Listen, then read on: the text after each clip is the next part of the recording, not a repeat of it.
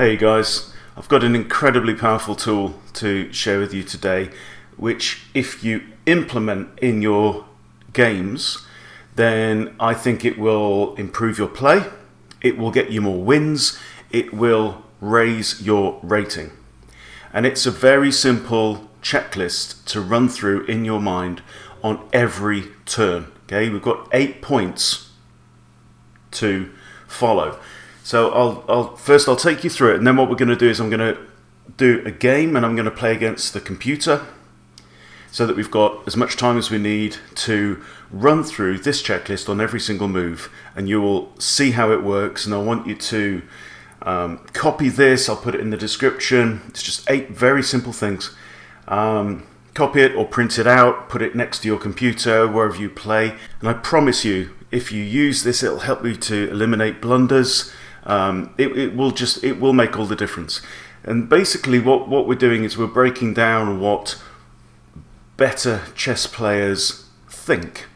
And in many cases, they're not even thinking about it consciously, they're thinking about it maybe subconsciously or automatically. But what you need to do is you need to practice that skill until it becomes subconscious and automatic. Okay, so what is the checklist? Okay, so every time your opponent moves, you ask yourselves these questions, right? 8 questions. Number 1, what changed? What has changed on the board? Very simple. Number 2, what is now on prie, which means can be captured, undefended or underdefended? Number 3, are there any new risks or opportunities for you on the board? Number 4, why did my opponent make that move? Okay, they're your 4 questions that you ask yourself to get the lay of the land and to respond to just what happened. Okay, now we get on to 4 questions that plan what you're going to do. Okay, so question number 5, what candidate moves can I think of? What are my candidate moves, right? Number 6, which is best? Okay, now there's an awful lot of unpacking that question is what chess is all about. Okay, number 7, if I make that move, what will happen? And number 8, am I sure? All right, very, very simple. Okay, so the best way for me to show you how this checklist works is to run through it in a game. So I'm going to play against the chess.com computer, and I'm going to play Beth Harmon, age 9, from the Queen's Gambit, rated around 1200. So it should be a reasonable game. Okay, I'm going to have no help of any kind, and we're going to play as random. So she says, okay, let's begin. Okay, I'm playing white, and I think I'm going to play something that, well, let's play e4. Okay, e4 is the best move according to Mr. Scheibel. Okay, now she's made a move. Run through the list. What's changed? Well, she's only played e5. I mean, it does mean that this bishop can come out and the queen can come out, right? That is a difference on the board. It also means that these 2 squares are now covered by black's pawn. Okay, so those are the things that have changed on the board. And I know it sounds very simplistic, but if you run through this on every move and tell yourself this, then your brain will learn the pattern of appreciating that thing. Okay, what's now on prie, underdefended or undefended? There's nothing undefended at the start of the game here, apart from, obviously, these 2 pawns. These 2 pawns actually have no defenders right now. So one thing that you could do would be to attack the undefended piece. Okay, why did they make that move? Well, any new risks or opportunities? Not really. Why did they make that move? They made that move to control the center of the board and to open up opportunities for the queen and the dark square bishop to come out. Okay, now candidate moves. Now we're in the opening, so if you follow a particular opening, then you can imagine that you know what your candidate moves are. So common moves could be f4, possibly the King's Gambit. You've got knight to f3, it's very, very common, particularly at beginner level. You've got d4, the centre game. You've got d3, which is a bit quiet. You've got bishop to c4. You've got knight to c3. Okay, which is the best move? It doesn't really matter a huge amount at this point in time. If I make that move, what will happen? Well, we'll see. And am I sure? So I'm going to play knight to c3. I'm going to knock her out of her comfort zone a little bit. This is the Vienna game. And okay, she's come back with the mirror of what I just played. So, what just changed? Well, the knight came out. And what's now on prie, undefended or underdefended? Nothing really. I mean, this pawn was defended 3 times and is now only defended twice because the knight's moved. The knight itself is defended by 2 pawns. This pawn is now defended, and so is my pawn.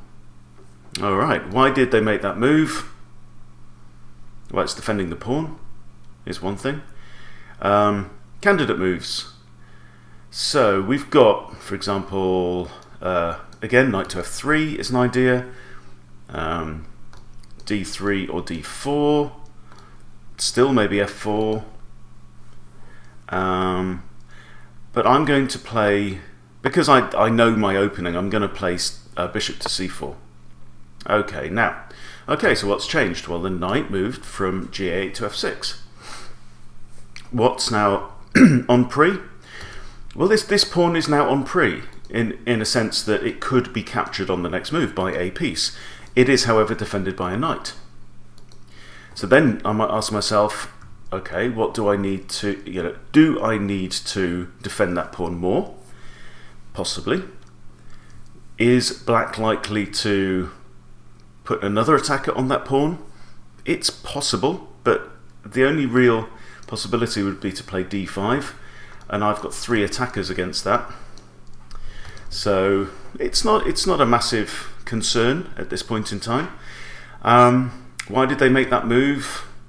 Well, it frees up one of these 2 squares for black's king to castle at some point soon, and it puts 1 attacker against my pawn, which is currently undefended by any pawn. So I'm thinking, in terms of candidate moves, that d3 looks like a very solid move at this point. It's a multi-purpose move, and when you ask which is best, moves that achieve more than one thing tend to be good. So if we play d3, then what does it do? Well, it adds a defender to that pawn, and it opens up the diagonal for this bishop. One other thing it does is it removes 1 piece from this diagonal towards my king, so I need to so let's say I played that, then we might expect, if I make that move, what will happen? Might expect this bishop to come out and pin my knight. Is that a concern for me? Well, I know that if that happens, I can interpose my own bishop, or I can maybe try and kick the attacker. So that's a possibility. Other candidate moves, f4 maybe, if we want to be aggressive. But I like d3 at this point. I think, am I sure about this move? I think it's sound, right? And when we're making sure, I can hover with my mouse before I drop it, and I can just check that I'm not leaving anything stupid happening on the board. Okay. Another thing this pawn move does, of course, is it allows me to pin black's knight on g5. Okay, and as expected, the bishop has come out. Okay, what has changed? The bishop's come out. Black can now castle kingside. This knight is now pinned against the king. It's an absolute pin. This knight cannot move until or unless the pin is resolved. Okay, are there any new risks? Well, the pin against my king. So the risk is that if something else attacks this knight, particularly a pawn, which is the only lower value piece than a knight on the board, then because my knight can't move, it may be vulnerable. Now, why did they make that move? Well, they're preventing my knight from moving, they're developing a piece, and they are laying the groundwork for maybe castling the king. Fair enough. Alright, so I think we've now established what has happened on the board. Next, candidate moves. So one idea, knight g to e2. In fact, knight to e2, because this knight cannot move to e2 because it's pinned. Right? So what that would achieve is defending that knight. It would also free up the space for white to be able to castle. On the downside, it blocks in my queen. Right? So my queen cannot move. Can I do a red arrow? Yes, I'll do a red arrow. Okay, my queen now could not move if the knight is on there. Well, cannot move along this diagonal anyway. She could move to there. So that's one idea. Knight to e2 is an idea. Another idea, bishop to d2. Bishop to d2 breaks the pin. Right? Knight here doesn't break the pin, but it does defend this knight. Right? Bishop to d2 would break the pin. And then if bishop takes, I've got bishop takes, leaves my pawn structure intact, and also would put an attacker against e5. So that's definitely an idea. So what we need to do now is say which is best. Well, out of those two candidate moves, I think another candidate move might be pawn to a3, but I don't like to make pawn moves unless there's a very good reason to do it.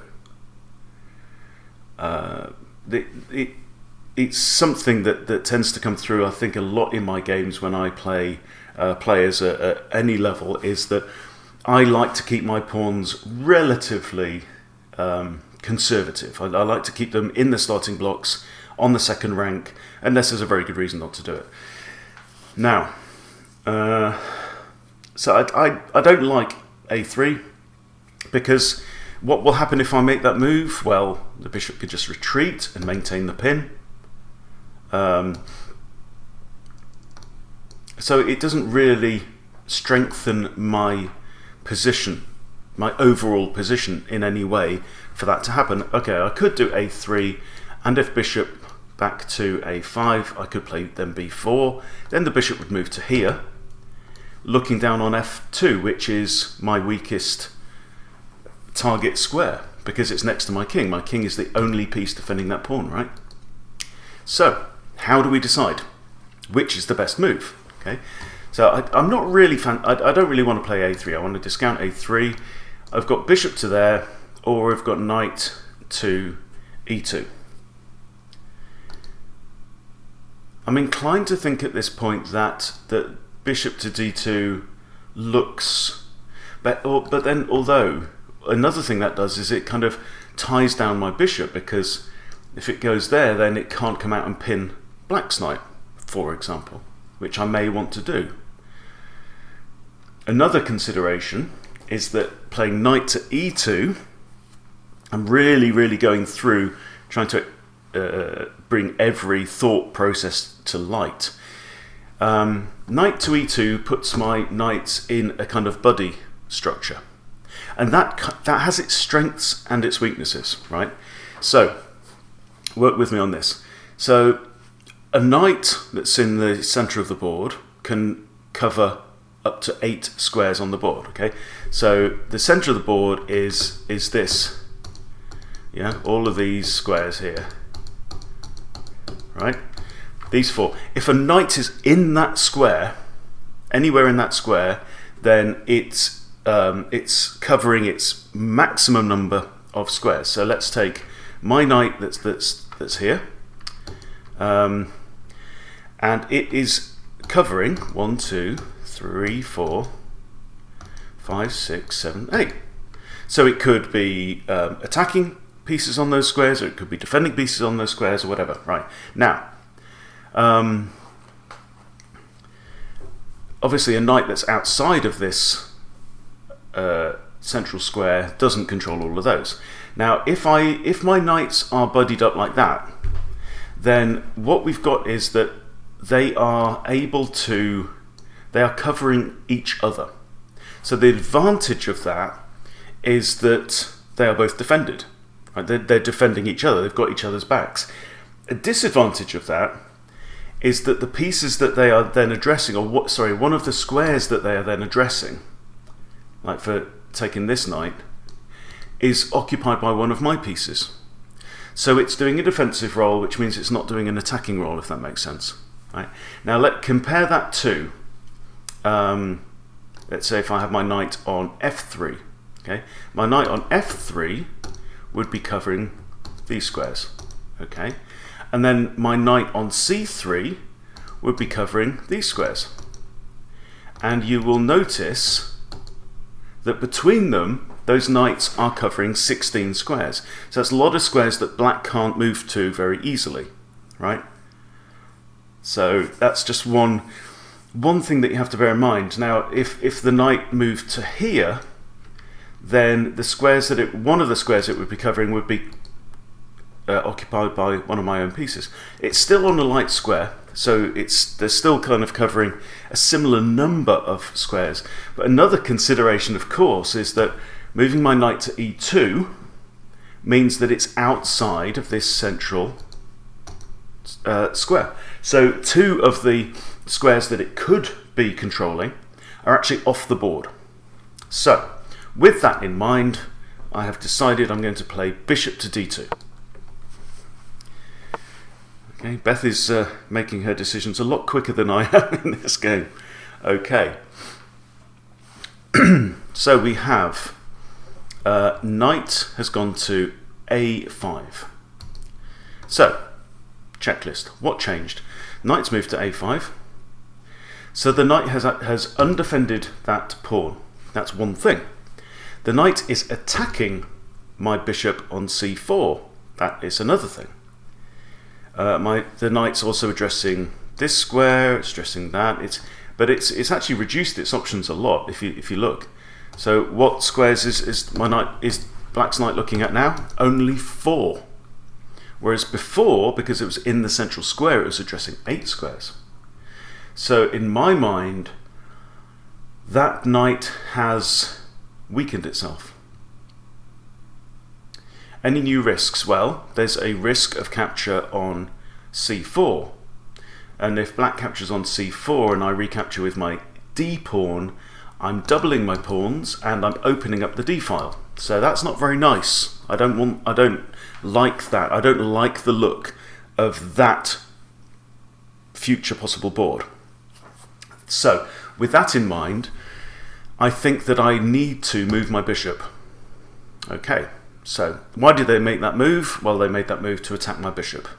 There's no other good reason. It's weakening the knight. Now, knowing that the knight is weak, I would like to leave that knight on the side of the board if possible. So, thinking about that, candidate moves, there are really 3 that I can see. Okay, so we've got bishop to b3, bishop to b5, and bishop to d5. Another possibility might be bishop takes f7. So let's consider each of those in turn. Okay, bishop to b3 means it's still attacked by the knight. However, it's now defended, instead of defended by the d pawn, it will be defended by the pawn on a2. So if bishop there, knight captures, a captures, that opens up a bit of a file for my rook, which may be useful later on. That is not much of a weakness. And also remember, if the knight were to capture this bishop here, and I recapture with a pawn, I'm recapturing outwards. Okay? And I'm doubling pawns. And pawns tend to be better if you can, or stronger later in the game, if you can capture towards the centre rather than towards the edges of the board. So that's another reason why I don't want to leave the bishop there. If I move my bishop to here and knight takes, I can capture inwards with the a pawn. Okay, so that's option 1. Option 2, bishop to b5. I don't like the look of this because I think it would just invite c6. And then what have I got? I've got, so let's say that, and then what am I going to do? Retreat to a4? I can't go back to here because we've established that is a bad place for the bishop to be in the case of an exchange. And then a4, I could get b5. And then I'll be forced to b3 after all. Now, question. if black were to get their pawns out to these squares basically for free, would that be good for black or bad for black? Would it strengthen black's position or weaken black's position? So it means that the c7 pawn is coming off a dark square, which could allow the queen to get out, either to there or to there. And the queen over this side of the board could potentially also be looking down there. So I'm expecting black to want to castle kingside. Therefore, I don't think there's any benefit to me whatsoever of allowing black to push these pawns forward for free while my bishop dances around the diagonals and ends up on b3 anyway. So I think that b5 is out of the question. So other options, d5 is a possibility. Okay, so let's think about d5. d5 could again be kicked with c6, also allowing the queen to come out maybe. It's also in a position where it's attacked by this knight. If I go there and the knight takes, I can recapture either with the pawn, which is not brilliant, or I could recapture with my knight. That actually puts my knight into a better position. And a knight on the 5th rank is definitely stronger than a knight on the 3rd rank, because a knight on the 5th rank has attacking possibilities. In particular, looking at c7. So if this queen were to move, knight could grab c7 with a fork and the king the rook. All good. And because I've broken the pin with this bishop, moving my knight out of the way is not a hardship. Right? It's not detrimental to me, because if bishop takes, I can recapture with the queen and life is good. So I think that is a possibility if knight were to capture. Okay. And then the final idea, bishop takes f7, sacrifice the bishop, probably forcing the black king to move and lose castling rights. Okay. Another thing it would do would be to remove the black pawn from the f-file, thereby semi-opening the f-file. There's a possibility then of bringing my queen out with check, and the queen's also then attacking e5 if I do that. Okay.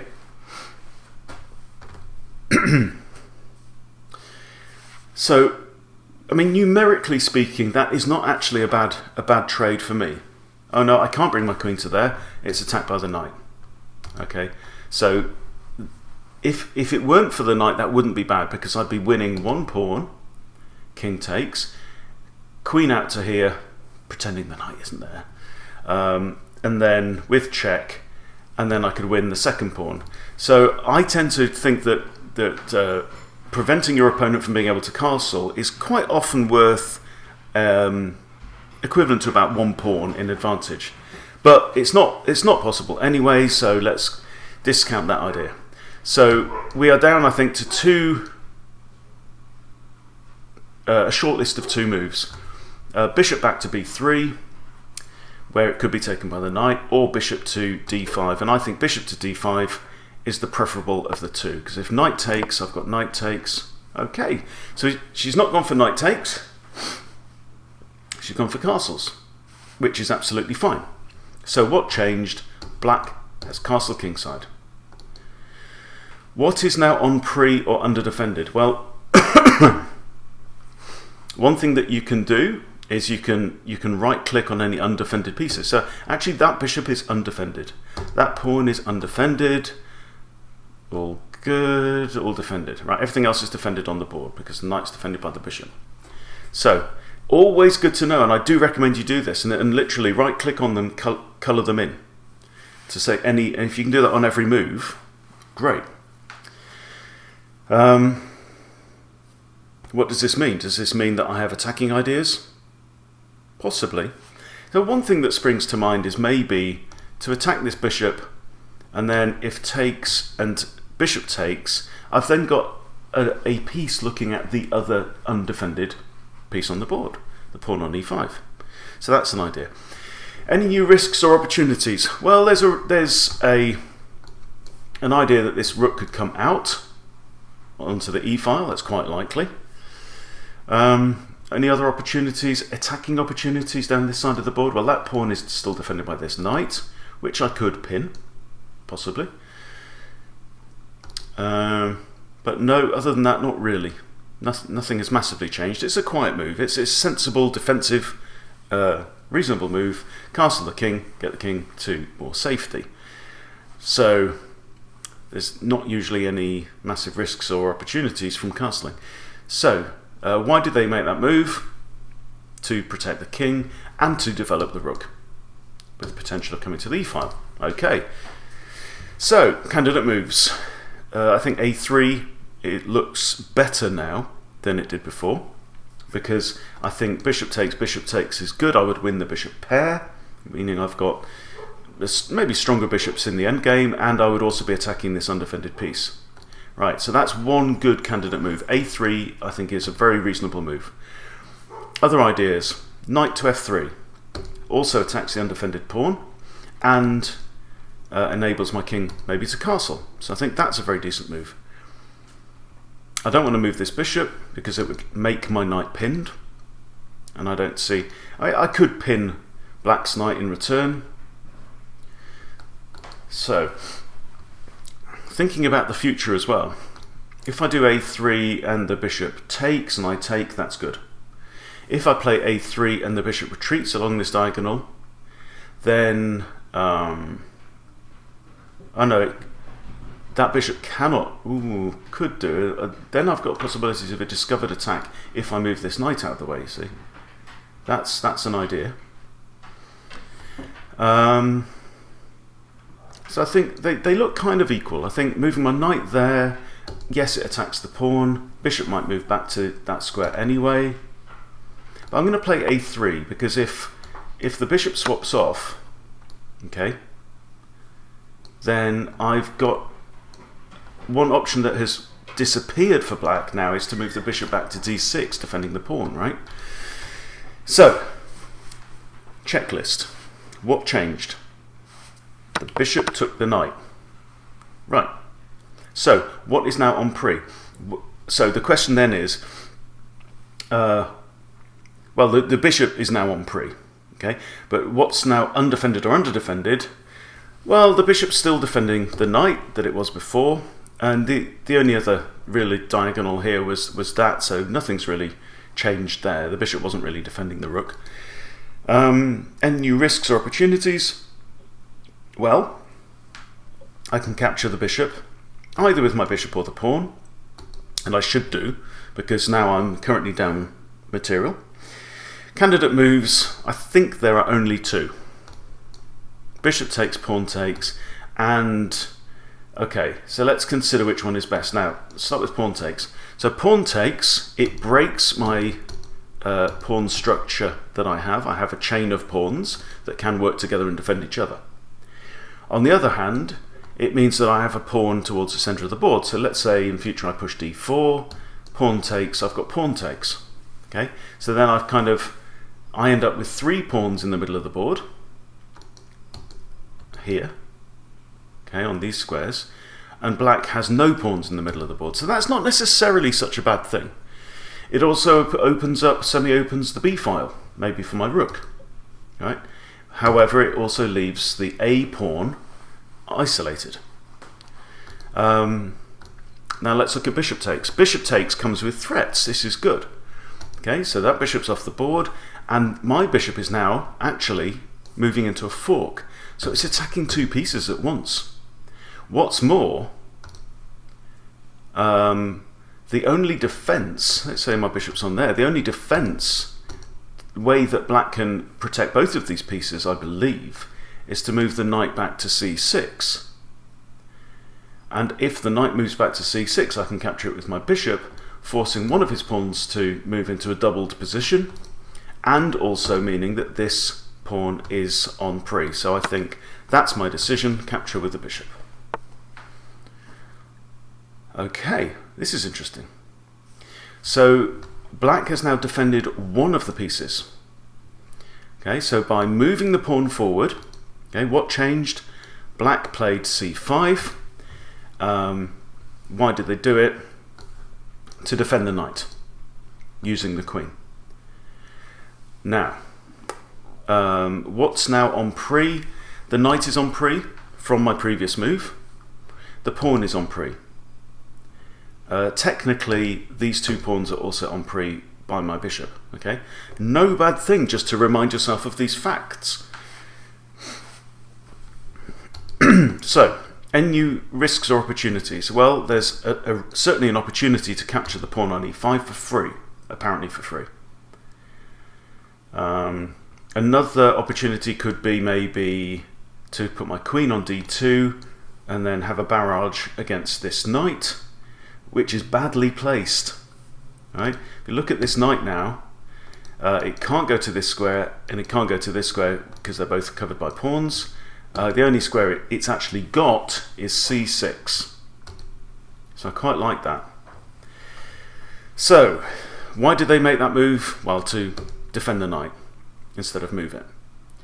So, candidate moves. I think there are two. I think bishop takes pawn and queen d2. Knight f3 is still in the mix, but I don't see any reason to play that move now because the pawn is on prie. I don't need to add a second attacker to an undefended piece, against an undefended piece. So I don't see any logic for making that move right now. I'm probably not going to castle on the next move.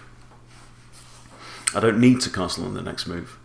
So, which move is best? So I don't think, let's forget about the knight. I think queen d2 or bishop takes pawn.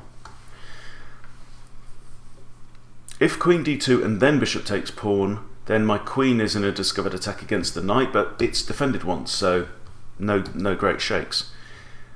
Any other advantages to queen d2? Well, it's kind of forcing because I'm threatening now to take the knight on the next turn.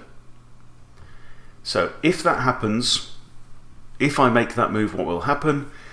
Well, there's a few options. One is pawn to b5, and then if let's say I go ahead and take, pawn takes. Now we've got doubled and isolated pawns on the a file, which isn't great for black.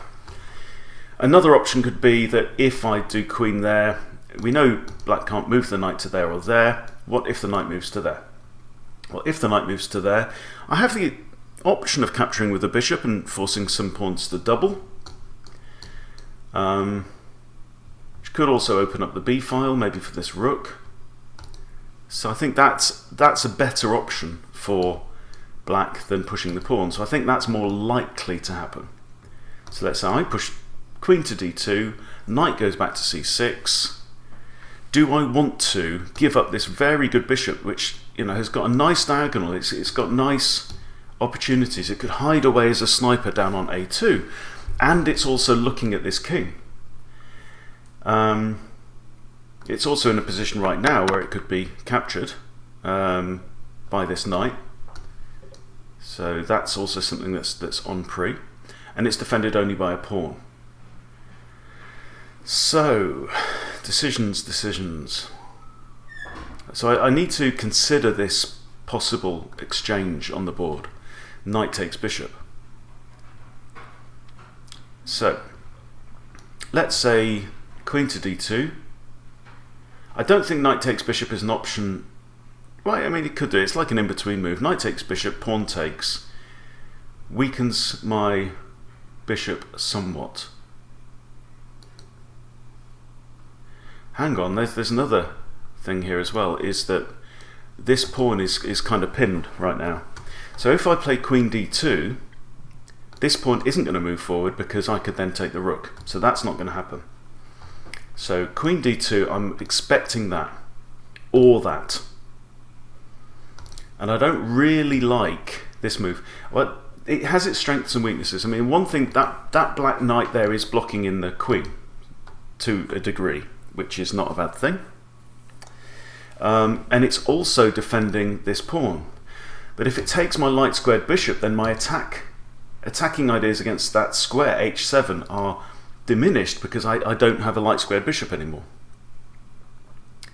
So one thing I'm actually considering as well right now is bishop to a2 as an idea, and keep it in line with the king and keep it on the board. And I still have the idea of grabbing the pawn. So let's say bishop takes pawn, it's a free pawn, knight takes bishop, pawn takes d5, pawn takes knight. It means I've got a doubled pawn on d5.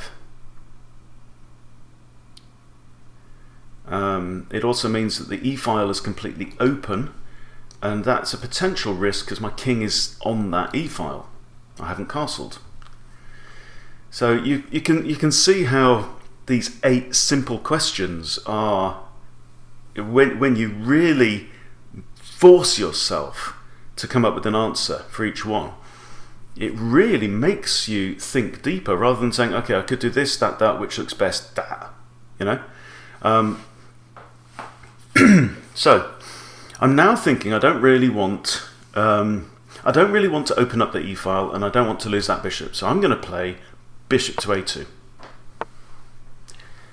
And now the knight has moved where we expected to safety, and it's defending this pawn. Okay, so yes, I could have grabbed material, but would it have made my position stronger? I don't think it would. So what just changed? Well, the knight moved from a5 to c6. What changed in that? It means that this pawn now has a defender. Okay, one attacker, one defender, equal value is in favour of the defending side, right? Because if I attack, I win a pawn and lose a bishop. No go. We're not doing that. Well, what's now on prie or under defended? That pawn is undefended. I think everything else on the board is defended now. Yes. Certainly on black side. On my side, is there anything undefended? Yeah, that pawn on g2 is undefended. I mean, you can ignore rooks. Rooks are very often technically undefended, but they can defend themselves quite well. So I don't have any major concerns. There's nothing within striking distance of that undefended pawn. Now, any new risks or opportunities that have changed? Well, there's an opportunity that's gone, which is that I can't now grab the pawn on e5, but that's okay.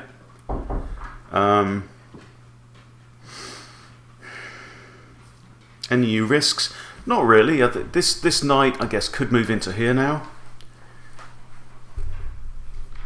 But I could take it off if I wanted to. So opportunities, not really. So candidate moves. I haven't castled yet. Next question, do I want to castle king side and put my king on g1, or queen side and put my king on c1?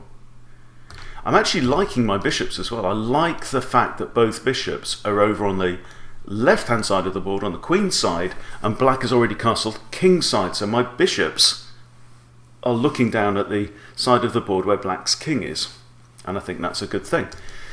So part of me is quite interested in the idea of moving my queen somewhere, like here, castle to the queen side, and then start to throw these pawns up the board. So that seems like a good idea. It means I don't have to move my knight just yet. Then I've got ideas of maybe moving one of these pawns to the 4th rank, and then I can move my knight behind one of these pawns, which is not necessarily a bad thing. So I think I want to move my queen next. And I'm thinking, so d2, and then I've got this diagonal. That's out, that's out. Okay, so f3 is a possibility, e2 is a possibility. Now, strengths and weaknesses of those options. So let's start with f3. Queen to f3 takes one square away from my knight and prevents my f pawn from pushing forward. Don't see any reason why that's better. It's looking at this knight, which is defended by a pawn and a queen, right? That would be pointless. So f3 is out. So we've now got e2, d2. e2, well, either square, the queen is defending both of these pawns, and this pawn.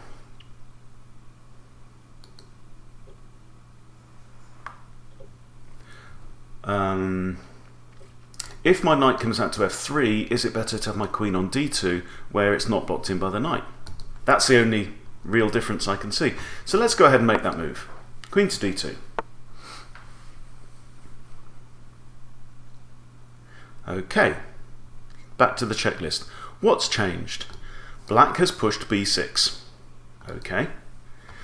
What does that mean? It means that this bishop now has ideas of coming to a6 or to b7. I'm not really concerned about either of those, and the reason is that I have a light squared pawn chain, so the bishop will be staring at a brick wall. What also changed is that Black has now added a defender to the pawn on c5. So Black now has a pawn chain of his own, her own, on these dark squares. That doesn't trouble my light squared bishop. It doesn't really trouble my dark squared bishop because my dark squared bishop's looking this way. It's not concerned with what's going on the queen side. Both my bishops are concerned with Black's king side. What's now on prie or undefended or underdefended? So underdefended literally means that you've got more attackers than defenders looking at a piece. Undefended, technically the rook. Everything else I think is now defended. Okay. On my side still g2 is currently undefended. If I push f3 at any point, then the queen would be defending g2. Any new risks? Not really. I'm not worried about this bishop. Any new opportunities? One attacker against that pawn, one defender. I could add another attacker against it with knight to f3. That's possible. I could also play f4. Isn't it another idea? Which adds another attacker, but also maybe invites pawn takes. But then I've got queen takes if I wish. So candidate moves. I think f3, f4, knight to f3. What I don't like so much about knight to f3 is it blocks off my f-pawn from advancing up the board. So, and obviously castles as well is also an option. Yeah, I don't really want to block off my f-pawn here behind the knight. If I want to do a pawn storm up the king side, then I may need that pawn. So I think I'd probably rather move one of these pawns forward and then move the knight behind. So advantages to f3. F3 defends that pawn, adds a second defender to that pawn. It adds a defender to that pawn. So it's kind of a solid move.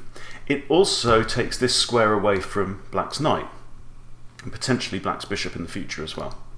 So it's not a bad move. It's a solid, solidifying defensive move. Okay. I mean, there's 6 potential pawn moves on the king side here. Another option is f4, which I think looks quite aggressive, but maybe I should think about castling and making sure all of my pieces are developed. I've still got 2 undeveloped pieces, right? So I think a good principle, and something that I'm working on at the moment, is getting all my pieces into the game before I launch my attack, for one thing. And unless you've got a devastating attack, then it's much better to be attacking with 5 pieces than it is with 2. So, just common sense. So I think castling now is sensible. Castling queenside. And maybe then think, I don't see any risk to this right now. I think that's a good solid move. Okay, and Beth has played d6. So what's changed? Well, the pawn's come here. That means the pawn is defending c5 and e5. Fair enough. So we now have 2 defenders on e5 and 1 attacker in the shape of my bishop. It's also meaning that this bishop is starting to run out of space a little bit. Because now blasting through e5 becomes less interesting, which suggests maybe f4 might be better at this point. Why did they make that move? Just to defend. Another thing that's changed is that this bishop here now has a diagonal to come out to. So that square, I think in particular, is possible. But now you see I can defend with f3 or h3. Well, no, it wouldn't be h3, because if the bishop comes to here, attacking my rook, f3 is a good idea. What's now on prie, undefended or underdefended? Nothing's changed. Black's just got more defense from that move, so it's a decent move. Any new risks? Well, I have to consider this, the bishop coming in to cause trouble, but that's easily parried with an f3 push. What about knight coming in? Well, f2 is defended now by the queen, h2 is defended by the rook, and so I can just push either of those again and kick the knight away. So no major new risks. Opportunities. Well, my general strategy right now is, as we've been saying, to attack down the king side with a pawn push or a pawn storm. Okay, so candidate moves then. Is there any benefit in knight to e2? No great idea. It's not moving any closer to black's king. It's not really defending anything important, so no. So I'm thinking h4 and f4 might be good. There's a downside to f4, which is that it puts the pawn past g4, so then the bishop could come in and attack the rook, forcing me to move. But I'm thinking that my rook's going to want to move to the right at some point to line up with this king, to be part of the attack. So that's not really a biggie for me right now. So let's say I push that, then the bishop comes in, then I simply put my rook on f1. And I'm comfortable. So I think f4 is fine. So let's say f4, pawn takes, I have queen takes. Do I want my queen out in the board at this point in time? Maybe not. So what about h4? I like h4. I think it's not really committing too much, but it is signalling my intentions, and it also allows for knight to h3, which could be interesting. So I think that's strong enough. Okay, again, what's changed? Queen's moved to c7. Why? Well, it's defending this knight. It's also defending this pawn, which wasn't defended before. Other than that, I'm not really sure. I mean, unless these pawns are going to start pushing forward. Do I need to be concerned about the pawns pushing forward? Possibly. But I can't push my pawn to there. I could push a pawn to there, and if pawn takes... Yeah. It's also, another thing you have to notice is the queen is now in line with my king. That could be an issue. So, all things considered at this point, candidate moves, I'm thinking that f4 is starting to look better. And here's my reasoning. f4 creates tension with this pawn which cannot move. Right? Can't move forwards because I've got a pawn on e4. And so if pawn takes, queen takes, pawn takes, queen takes, now my dark squared bishop has a nice square to come back to on d2. Right? Are there any downsides to f4? Can the bishop come in? No, because my rook just moves across like normal. So I'm going to play f4. We can accelerate a little bit now. Okay, that's interesting. The king has moved to h8. In terms of attack and defense, nothing's changed, because it's still defending the same two pawns.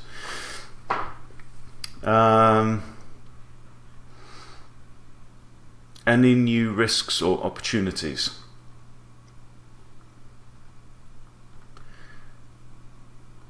Nothing. Well, I mean, we now have a state of tension between these two pawns from my last move, so that needs to be appreciated. Now, another thing is, if this pawn takes, I've got bishop takes knight, which would probably prompt g takes, leaving black with some nasty doubled pawns and isolated pawns. So that's why black doesn't. It's not in black's interest to capture on f4. So I'm thinking now I probably want to leave that pawn there. I want to leave that tension there and leave the threat ongoing. So candidate moves. Why did they make that move? I really don't know. I mean, it's taking the king out of line of this bishop. But is this pawn going to want to move anytime soon? I don't think so. Am I going to line up a major attack against that pawn? I don't think so. So candidate moves. I mean, there is something slightly appealing about f5 because it blocks off the opportunities for this bishop. It can't get any further than that. And it also kind of opens up a bit of a diagonal for my queen. I'd like to play g4 at some point and really get stuck into my pawn storm. So maybe I might be playing like queen to e2 to defend it, because g4 currently is attacked by the knight and undefended. So maybe something like queen to e2, g4. Oh no, there's actually two attackers against g4. He's got two attackers there. So I'm going to go ahead and play f5 now to neutralize this bishop. Okay, and then I've got ideas of not that just yet. Queen across, also giving my bishop an escape here to either of these two squares, and then g4. Rook to d8. That's what's changed. What's now on prie or under defended? Well, there's one less defender on f7. There's one more defender on d6. Does this mean that black is planning a pawn break on the d file? If black does that concern me? Well, I don't want the pawn to come to d5, d4 right now, because there's nowhere for my dark squared bishop to go. It would be trapped. Therefore, with that in mind, I'm expecting this to come. Now, d5 and then d takes e4 is a potential threat, because it's currently only defended once, only defended by the d pawn. So I'm thinking right now it's a good multi-purpose move to move my queen across to e2, which does a few things, right? Queen to e2 adds a second defender against that pawn in case of pawn push. It also gives my bishop an escape there. So I'm going to go ahead and play that, and let's see what Beth wants to do. Okay, so I didn't consider if I make that move what will happen. So now knight in, attacking the queen. The knight's not attacking anything else, so I don't need to be too concerned. So that's a major threat, but it's not anything that I can't deal with. So options are, why did they make that move? Obviously, any new risks, well, there's a risk against my queen. So I have to move my queen on the next turn or capture the knight. So candidate moves are, obviously, that one is capture the knight. Now, look at black's pawns. Right, 5, 6 of them are on dark squares. That makes my dark squared bishop less powerful at this point in the game. My light squared bishop, on the other hand, is beautiful. It's hiding down there on a2 in its sniper's nest, looking at this pawn that's only defended by the queen right now. So if I can deflect that queen off of this rank, then that bishop, that pawn could fall to my bishop. Now, if I capture the knight with the bishop, e captures is not great for black, and it's not very likely. I think if I capture that, I think c captures is the main threat. Now, that then means that there's only a pawn between black's queen and my king. Right, so if that were to happen, Is that a problem? I could potentially push a pawn, but then remember this pawn's going to be here, so it could capture me. I could just dodge out of the way. I don't think that's a big issue. Right, so I think bishop takes knight is workable. It's definitely on the short list. Option 2 is moving the queen. Now the queen can't go to there or there or there because of these knights that are on dark squares. So the only options are 1, 2, 3, 4 and 5. Is there anything appealing about any of those moves? Where does my queen want to be? How is my queen best placed to take part in the attack? Well, my idea and one of my reasons for moving my queen there was to play g4. And moving my queen off to any of those other squares would prevent that. So I'm thinking bishop takes knight is the best move. Okay, and Beth is recaptured with the e-pawn, which is a surprise because I was expecting the c-pawn to capture, opening up that line between queen and king. So that makes me happy. So what changed? What's on prie? Nothing on black side. Underdefended? Nope, not really. I've got one attacker, one defender in the shape of the queen. Why did they make that move? Well, it was a piece to be captured, so I don't think it was the best move. Candidate moves for me, g4. g4 just looks very strong. It's defended by the queen, it's attacked by the knights, and the knight's not going to capture, and it's my pawn storm that I've been preparing. So I'm just going to go ahead and do that. Okay, h6 is pushed. What changed? Well, there's now one piece looking at that square. The king's slightly weaker. Any new risks or opportunities? Well, there's a very nice idea here, which is simply g5. g5 attacks the knight and the pawn. Right, so if I take that, then either the knight's going to have to move, or the pawn's going to have to take. And if the pawn takes, I can recapture with my h-pawn with check. So I'm not going to think too hard about it. I'm going to play that move. It also opens up this possibility. Queen to h5, adding a second attacker against that pawn. All right, that's interesting. This is very interesting now. So knight to h7. What's changed in terms of what's the knight now? I'm not looking at nothing really significant. What's now on prie or under defended? That pawn's on prie. That pawn's defended only by the king. That pawn's defended only by the queen. If I push the pawn, I'm attacking the knight. So either the knight's going to have to move to there, or the pawn's going to take. It seems like g6 is just crying out to be played.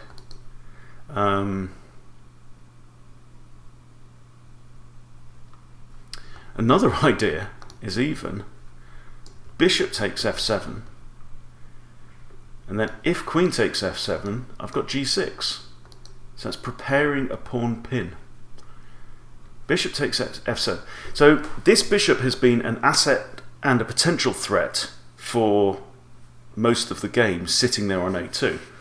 Right? Is this the time to use that threat? Because if this pawn ever comes out the way, then my bishop's going to be covering g8, and that could be very useful. So I would get a pawn this way, right? So let's think it through.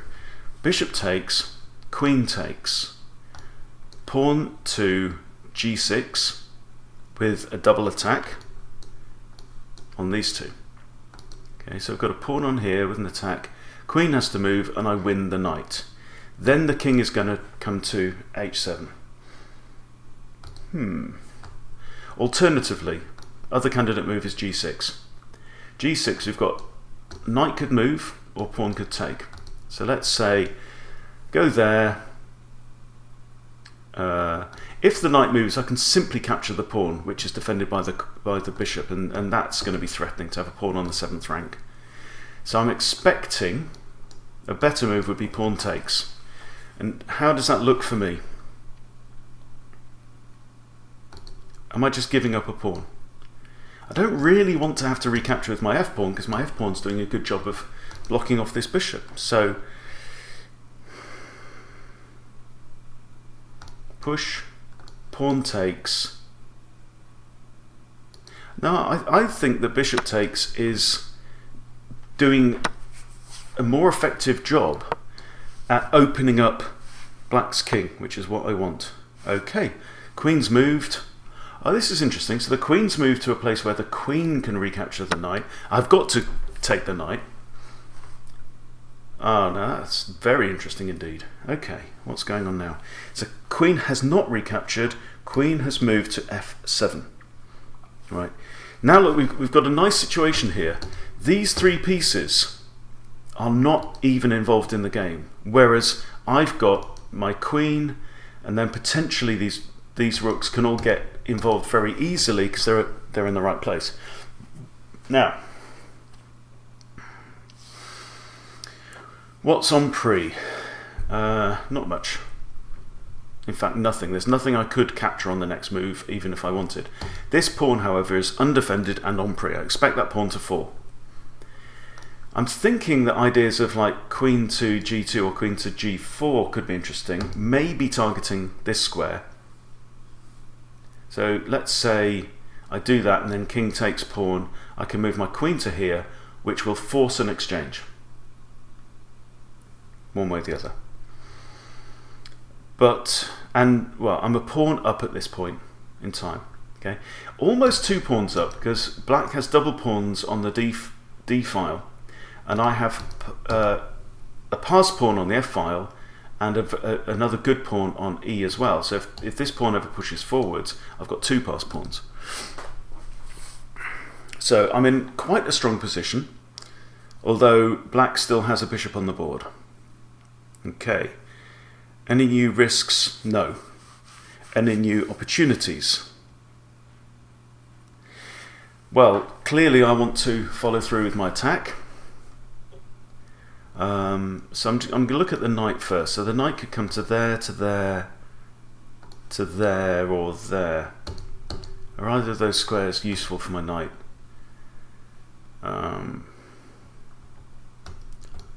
There, no. So for my knight to get involved in this attack in any meaningful way, I think would take a lot of time. So I think maybe I might need to leave the knight out of the action for a while. So candidate moves. I'm thinking rook to f1. It just helps reinforce this pawn, and then I've got potential ideas of swinging my rook round. I've also got queen here. There are 2 attackers against this pawn, but it's defended by a pawn, so any piece that took that pawn would be lost. I think I'm just going to play this for now, because I can't see any problem with it. It gives me attacking ideas. If I get to play queen here, ooh, okay. So now, if I get to play queen there, and queen takes, and pawn takes, then this pawn on h7 is monstrous. It's actually defended by another pawn. So are there any major the rook's not going to take that pawn. Bishop's not going to take that pawn. I could move my rook across to f1 now, or I could just go straight in for the kill with my queen. Right, for the sake of not making the video too long, I'm going to go straight in for the kill with my queen. So now king cannot take that pawn. Okay, and now I'm going to capture. So this does open up a slight threat of bishop coming to here, but look, I've still got this nice light squared pawn chain. I'm quite comfortable there. Why did that bishop move to here? Well, there's 2 things it's done. One is it's opened up this diagonal, which doesn't concern me, because it's still looking at my light squared pawn chain wherever it goes. Clearly, moving the bishop there wasn't done in order to move the bishop further out, because it could have done that in one go. So the only other thing is it's connecting the rooks. which kind of makes sense. Also note that this king now has nowhere to go. So if I were to get my knight onto that square, that would be checkmate. However, how's my knight going to get onto that square? Well, it can't go from there or there, because those squares are covered by pawns.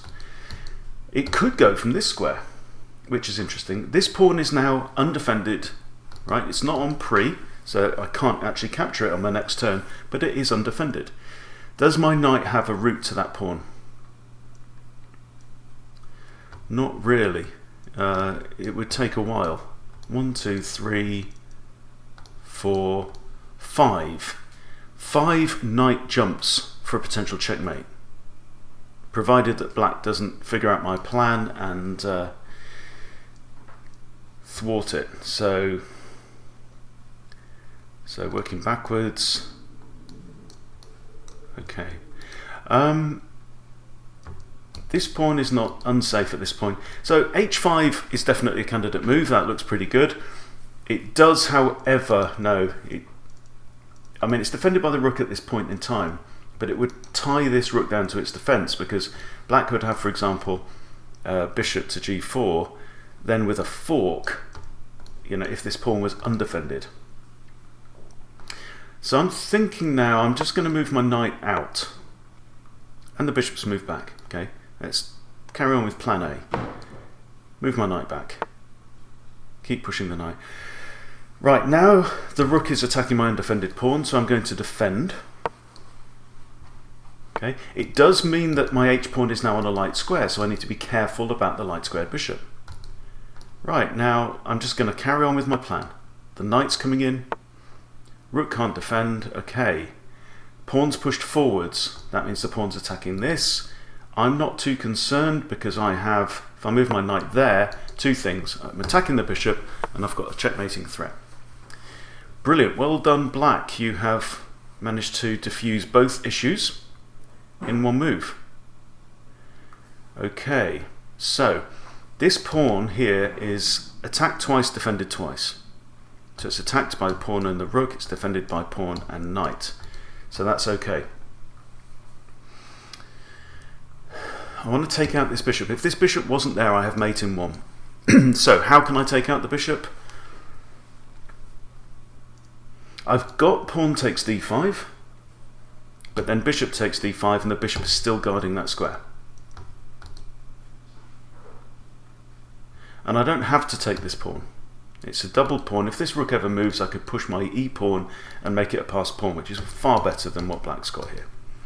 So I don't see any compelling reason to capture on there.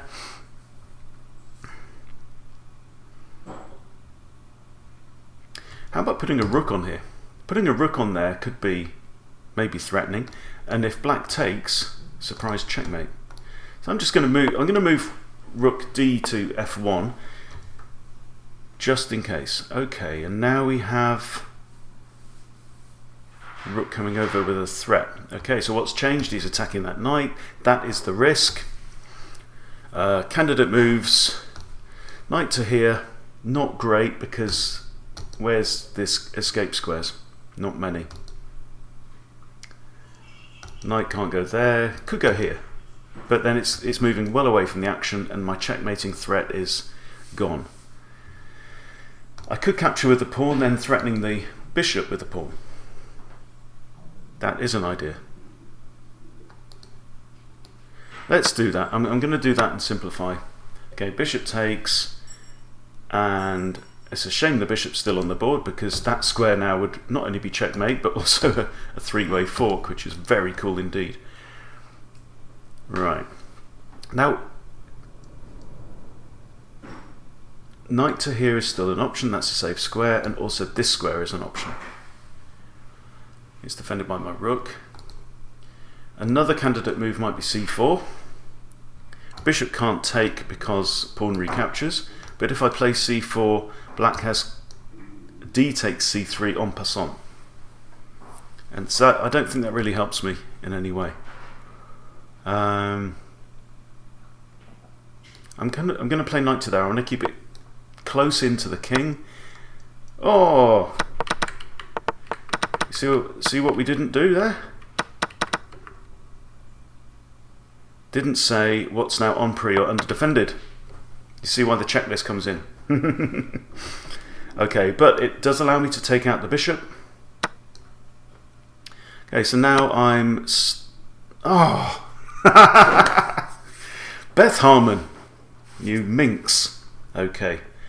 Right, I'm just going to have to fight for my life now, aren't I? At the end of a very long game.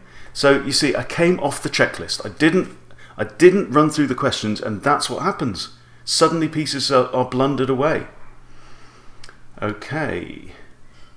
I'm going to play rook e1. It's inviting him to start grabbing my pawns. Well, he's not going to grab that one, is he? She. Okay, I'm now attacking a7. I'm going to capture a7.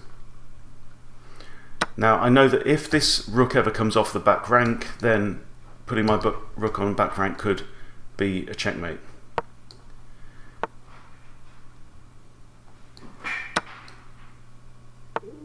Okay, that is... What I'm doing there is I'm trying to tempt black to capture on a3. Rook to here isn't a threat. The king is guarding that. If she ever captures on a3, then that would be checkmate. So I'm going to threaten to capture this pawn now. Okay, let's capture it. Let's threaten to capture this pawn.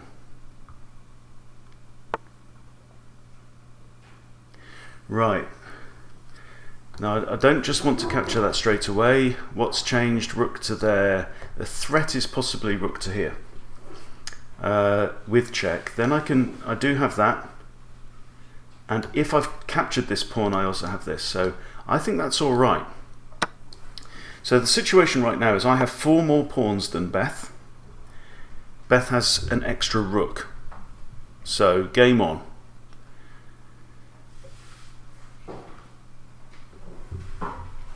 I think it makes sense to just start pushing pawns up the board. I want my king to start shepherding the pawns up the board. We're going to slow down. So let's now use sensible chess to try and get out of a slightly detrimental position. Okay, I'm going to play king to there. That's not a problem. I can play c4. Pawn's defended twice. And now I need to move this rook so that this pawn can advance. I'll just move it to there. Oh, hang on. Ah, she was attacking my pawn here, so I'll move my rook there. Multi-purpose move. It's lovely having this pawn structure there. Now, there is a threat of this pawn promoting. So, if I move here, black takes, I take. That would be happy. This pawn is now a serious threat of black's. So I'm going to move my rook there. And now I'm going to move my rook behind the pawn. So that's on prie, but so's that. Okay, now I'm happy. So black now only has 1 pawn on the board that can convert or promote. Okay, I'm going to push my... Now there's a risk here. Rook there, rook takes, pawn takes, and we'll be in a foot race to the line.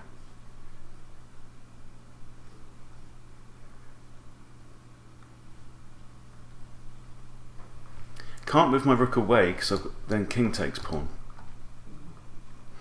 This pawn's got a long way to go, and I don't want to help it forward with an exchange on the h-file because there's no way my king can get there in time.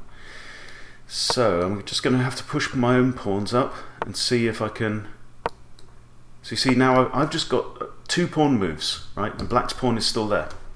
So now king and pawn.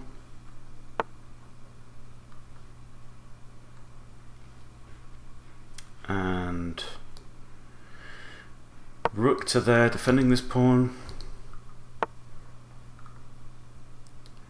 And king forwards to here, still defending the pawn, and pawn forwards.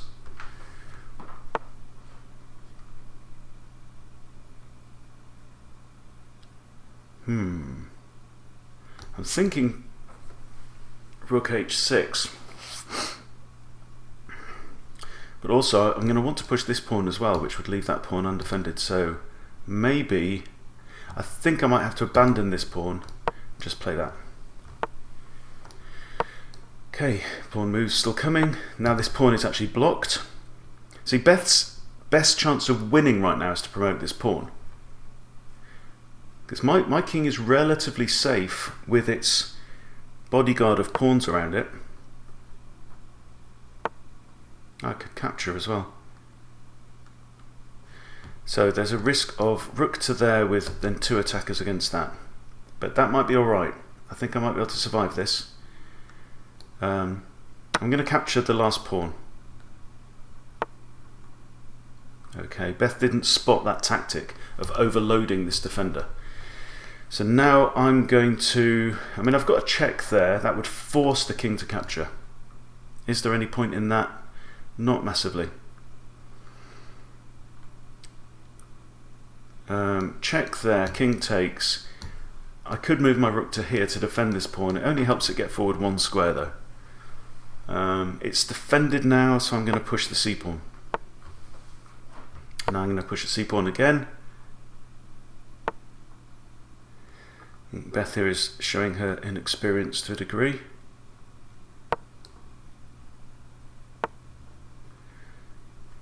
Okay, so now 1 defender, count the attackers and defenders, 1 defender, which is the king, and still 2 attackers. So Beth could actually have no, 2 defenders, excuse me, losing my marbles. Okay, king has captured the pawn, which means that this is now on prie. I need to deal with that. I'm just going to move it across. Or I could move it down to defend that pawn. That's not a bad idea. Okay, I can't promote, but I can push d7. Now I'm threatening 2 promotions. Okay, that's a check. It's not too concerning. Now I have 2 defenders on there. So Beth has been forced to sack a rook, and now I'm in an overwhelmingly winning position. This pawn is pinned. That's not an issue. I'm going to move my rook across just to defend it, and I'm going to push these pawns. Okay, so we are in an absolutely winning position now. There's nothing that black can do now to stop that pawn from promoting. I'm going to recapture with the rook just to imprison the king in this, and now checkmate. There you go. So I think that was a good lesson in A, using the checklist, and B, not using the checklist. The moment that I stopped saying, okay, look at the board, stop, what's on prie, what's changed, what's my opponent thinking, the moment I stopped doing that, I blundered a rook, and then I blundered a knight. And I was very, very lucky to be able to secure a win at the end of that against the computer. So here's what I want you to do. Use this checklist, right? And it will mean probably playing 60-minute rapid games, yeah? So if it takes 60 minutes, however long it takes you to run through each of these things, okay? And now it's a lot quicker in your head than it is for me to be talking it through, right? But use the check. If you use that checklist, I promise you, on every single turn in your chess games, right? You can't do it in a 5-minute rapid game unless you've internalized it so much. You're like a chess master, right? But play longer rapid formats. If you go through that checklist, I promise you, it will improve your chess. It will get you more wins. It will increase your rating, right? It will work, guaranteed. Okay, that's it. So I know it's been a very long video today, but I hope it's been very useful. Please take this, please use it. I'm going to use this checklist more in more videos in future. Okay, so we'll have a lot more examples of using it in real live games against human beings as well. So there you go. I'll see you soon.